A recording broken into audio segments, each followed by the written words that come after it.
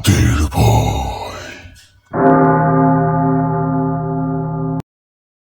তোমরা শুনছো রাতের ভয় 10 নম্বর এপিসোড। গল্প পাঠে আমি রিক। আজকে তোমাদের আমি শোনাতে চলেছি একটি কবির জীবনে ঘটে যাওয়া সত্যি ভৌতিক ঘটনা, যেটি তিনি একজনের কাছ থেকে শুনেছেন এবং সেটি তিনি তুলে ধরেছেন একটি বইয়ে। সেটি আমি তোমাদেরকে পড়ে শোনাবো। আজকের ঘটনাটি ভয়ানকের চেয়েও একটু বেশি ইন্টারেস্টিং, তাই শেষ অবধি শোনো। তোমরা যদি রাতের ভয় চ্যানেলে নতুন থেকো তাহলে সাবস্ক্রাইব করে দিও। প্রত্যেক বুধবার ঠিক রাত 10:30 ভৌতিক গল্প শুনতে বা ভৌতিক কাহিনী তোমাদেরকে শোনাবো। আর তোমাদেরকে এটাও শেষে বলে দেবো যে আমাকে কী করে তোমরা ঘটনা পাঠাবে তোমাদের জীবনে বা তোমাদের চেনা জানা কারোর জীবনে সত্যি অলৌকিক বা ভৌতিক ঘটনা ঘটে থাকে, তাহলেই সেটি আমাকে পাঠাবে, যেটি এর আগে কোনো চ্যানেলে পড়ে শোনায়নি। আর রাতের ভয়ে প্রত্যেকটি ঘটনা এন্টারটেনমেন্ট হিসেবে নেওয়াই হবে বুদ্ধিমানের কাজ। তাই দেরি না করে ঘটনাটি শুরু করলাম। বেলতলা সরকারি স্বাস্থ্যকেন্দ্রে প্রসূতিদের জন্য খানতিনেক বেড আছে, একটা ছোট অপারেশন থিয়েটারও আছে। তবে অন্যান্য স্টাফ জন কয়েক থাকলেও ডাক্তার সাফল্য একজন, ডক্টর দিব্যেন্দু মণ্ডল। ভালোই ডাক্তার, কিন্তু তারও তো ছুটির দরকার হয়, তাই মাসে একবার চলে যান কলকাতায়। সেই ছুটির কদিন 3 জন নার্স আর ড্রেসার কম্পাউন্ডার কুমুদ পাকরাশি হাসপাতালটি চালায়। এই স্বাস্থ্যকেন্দ্রের ওপর 4-5টি গ্রাম নির্ভর করে থাকে। সকালে ডাক্তারবাবুর অনুপস্থিতিতে কম্পাউন্ডার পাকরাশি আর ক্লাস 4 স্টাফ দিজু আর হরেন আউটডোর ম্যানেজ করে নেয়। এই হাসপাতালটি ছোট হলেও এর জন্মকাল নেহাত কম দিনের নয়। 1950 সালে এখানকার সহৃদয় কংগ্রেস নেতা ভবনাথ কুণ্ডু মশায়ের ঐকান্তিক প্রচেষ্টায় এটি গড়ে ওঠে। তার ইচ্ছা ছিল এই হাসপাতালটি এক সময় বড়সড় একটি হাসপাতাল হয়ে উঠবে, কিন্তু হঠাৎ করে কুণ্ডু মশাইয়ের মৃত্যুতে ওই পর্যন্তই হয়ে থাকে। মাঝখানে দিনে রাতে 2 জন চিকিৎসক ছিলেন। সেই প্রথম দিককার কালে নামকরা এক সার্জেন্ট শশীরঞ্জন মাল নামে এখানে চিকিৎসক হিসাবে জয়েন করেন। তখনও ডাক্তারদের মধ্যে আদর্শ ছিল। দেশ জনসাধারণ আর তো এদের কথা ভাবার মতো সময় ছিল। সবাই টাকার জন্য ডাক্তারি করতেন না। শোনা যায় স্বনামধন্য সার্জেন্ট শশী ডাক্তার কোনো কাজের অন্যায় আবদার না শোনায় তাকে গ্রামে শাস্তিমূলক বদলি করা হয়। স্পষ্ট বক্তা, দৃঢ়চেতা মানুষ ছিলেন তিনি। বিলেত ফেরত হলেও দেশের মানুষের সঙ্গে মিশতে জানতেন। সেই মানুষটি তারই পেশায় লোকের বিরোধিতা গ্রামে আসতে বাধ্য হন। উনি নতি স্বীকার না করে সেই শাস্তিকে মাথা পেতে নেন। তাই জীবনের শেষ 20 বছর এখানে ছিলেন। এই হাসপাতালে চাকরি করতে করতে নকশাল হামলায় অহেতুক মারা যান। তারপর থেকে বেলতলা স্বাস্থ্যকেন্দ্রের অবনতি হয়। বহুদিন তো এখানে কোনো ডাক্তারই আসতে চাইতেন না। তারপর বহুদিন কেটে গেছে। স্বাস্থ্যকেন্দ্রের আশপাশ দিয়ে অনেক জল গড়িয়ে গেছে। স্বাস্থ্যকেন্দ্রের কর্মী সংখ্যাও কমেছে, ডাক্তার কমে গেছে। কোনো রকমে একজন ডাক্তার আনা সম্ভব হয়, কিন্তু রোগীর সংখ্যা বেড়েই চলেছে। তবু সাকুল্যে একজন ডাক্তার আর কয়েকজন সহকর্মীকে নিয়ে হেলে দুলে চলছে বেলতলা স্বাস্থ্যকেন্দ্র। সে এক বর্ষা রাতের ঘটনা, যা ঘটল বিস্মিত হতে হবে। মালতীপুরের নিচল পড়ুয়ার বউ টুম্পা পড়ুয়া ভ্যান গাড়ি করে স্বাস্থ্যকেন্দ্রে হাজির হয়। তখন অঝোর ধারায় বৃষ্টি ঝরছে। তখন নার্সিং ডিউটিতে উমা নস্কর। হাসপাতালে 3টি বেড থাকলেও রোগী রয়েছে 5 জন। উমাদি বলল, তোমরা যে ভর্তি করতে এসেছো ডাক্তারবাবু তো নেই। ওর স্বামী দুজনেই সঙ্গে এসেছিল। তারা দুজনেই বলে তা হোক দিদি, আপনি ভর্তি করে নেন। এই রাত বিরাতে কোথায় নিয়ে যাব? বেচারা খুব কষ্ট পাচ্ছে। আমরা ওষুধ দিতে পারবো কি সব?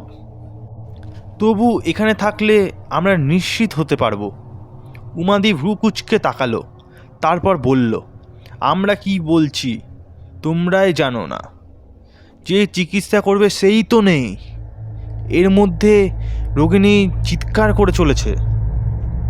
এরকম বাধ্য হয়ে টুম্পাকে ভর্তি করে নেয় সিস্টার। যে অবস্থায় ভর্তি হয়েছিল, টুম্পার অবস্থা ক্রমে আরও খারাপ হতে চলেছে। ওর বাচ্চা হওয়ার সম্ভাবনা প্রবল হয়ে উঠলেও স্বাভাবিকভাবে কিছুতেই হচ্ছে না। অপারেশন করা দরকার। কে করবে? এখন ডাক্তার নেই। উমাদি ড্রেসার পাকরাশি বাবুর বাড়িতে খবর দিয়ে ডাকতে পাঠায় হরেনকে। রাত প্রায় 10টা। কুমুদ পাকরাশি শুয়ে পড়বেন বলে ভাবছিল।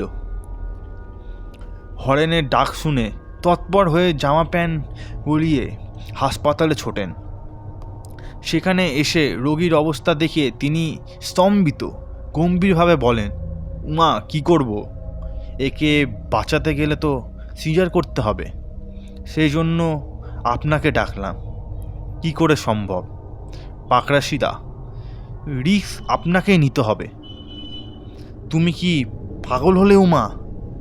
মানছি, আমি অনেক ডাক্তারের অপারেশন থিয়েটার দেখেছি, তাই বলে একলা বলে সামনের একটা চেয়ারে বসে। উমা ঘন ঘন ওয়ার্ডে যাচ্ছে, টুম্পাকে দেখে আসছে। সে ব্যথায় নেতিয়ে পড়ছে। উমা ফিরে এসে বলে, পাকরাশিদা, মেয়েটিকে আপনি বাঁচান।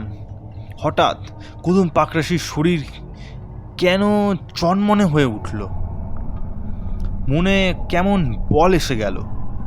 বললেন, চলো উমা, তুমি একবার মনুয়াকে দিয়ে খবর দাও সিস্টার অলকায়দি বাড়ি।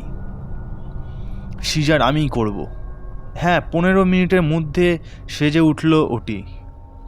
ড্রেসার কুদুম পাকরাশি প্রচণ্ড পরাক্রমের সঙ্গে এবং দক্ষ হাতে সিজার করে বেবিকে ভূমিষ্ঠ করান। প্রায় সোয়া ঘন্টা ধরে কাজ করার পর পাকরাশি এসে বলেন, ওর সামনে রাখা কাগজে খসখস ওষুধের নাম লিখে উমার হাতে দিয়ে বলেন, ওই ওষুধগুলো পেশেন্টকে দিয়ে দিও। উমা প্রেসক্রিপশনটা তুলে নিয়ে পড়েন। পড়ে অবাক হয়ে যান।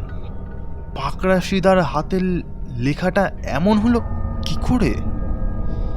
বেশ কিছুটা পর উমার খেয়াল হলো পাকরাশিদা বুঝি ঘুমিয়ে পড়েছেন। সে ঘাড় ঘুরিয়ে ডাক দেয়, পাকরাশিদা, বাড়ি যাবেন না? কুদুম পাকরাশি মাথা তুলে চোখ থেকে ঘুমটা ছাড়িয়ে বলেন, হ্যাঁ যাব। অলকাদি যাবে তো? উনি বেরিয়ে গেছেন, মুনা পৌঁছে দিতে গেছে। পাকরাশি বাবু আর দেরি না করে বেরিয়ে যান। একদিন পর ডক্টর মণ্ডল ফিরে এসে পাকরাশির কাজ দেখে অবাক। উনি হেসে বলেন, সিস্টার, এরপর তো কুমুদবাবু ভালোই কাজ চালাতে পারবেন। উমা বলে, স্যার, পাকরাশিদা বলছিল মাথা খারাপ নাকি তোমার? আমার কাঁধে যে কি ভর করেছিল কে জানে। এরপর উমা কুমুদ পাকরাশির লেখা প্রেসক্রিপশনটি ডক্টর মণ্ডল দিকে এগিয়ে দেয়। তা দেখে তিনি অবাক হয়ে গিয়ে প্রশ্ন করেন, এই প্রেসক্রিপশনটি কে করেছে সিস্টার? পাকরাশিদা। ডক্টর মণ্ডল চুপ করে বসে যান। তার মুখ দিয়ে কথা বের হয় না। মনে মনে ভাবতে থাকে, এ তো মনে হচ্ছে ডক্টর শশীরঞ্জন মালের লেখা, কিন্তু কি করে হয়? মানুষটা তো 20 বছর আগেই মারা গেছেন। উনি এরপর রোগীকে দেখে এসে চেয়ারে বসলে উমা ভয়ে ভয়ে বলে, স্যার, পাকরাশিদার উপর কি ভূতে ভর করেছিল? ডক্টর শশীমণ্ডল এই কথা শুনে হো হো হেসে বললেন। এই কথা বললে পাকরাশিবাবুর কর্তৃত্বটি ছোট হয়ে গেল। কিন্তু মনে মনে ভাবে, কি জানি পৃথিবীতে কত কী তো ঘটে। বন্ধুরা, এইটিই ছিল ঘটনা। আমার খুব ইন্টারেস্টিং ঘটনা লেগেছে। ডক্টর শশীরঞ্জন কি সত্যিই পাকরাশিদার উপর ভর করেছিল? তোমাদের কি মনে হয় আমাকে কমেন্ট করে জানিও।